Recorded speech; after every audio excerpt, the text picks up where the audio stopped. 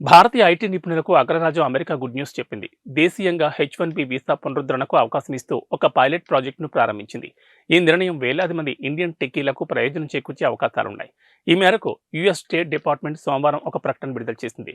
ఈ ప్రత్యేక ప్రోగ్రాం జనవరి 29 నుంచి ఏప్రిల్ 1, 2024 వరకు లేదా అన్ని అప్లికేషన్ స్లాట్లు నిండే వరకు ఈ రెండింటిలో ఏది ముందైతే అది చివరి తేదీగా ఉంటుందని తెలిపింది. ప్రస్తుతం రెన్యువల్ స్టేటస్లో ఉన్న H1B వీసాదారులు అమెరికాకు వెళ్లకముందే భారత్లోనే అప్లికేషన్ పెట్టుకుని పునరుద్ధరించుకోవచ్చు. గత ఏడాది జూన్లో ప్రధానమంత్రి నరేంద్ర మోడీ అమెరికాలో పర్యటించిన సందర్భంగా ఈ మేరకు ప్రకటన వెలువడిన విషయం తెలిసిందే.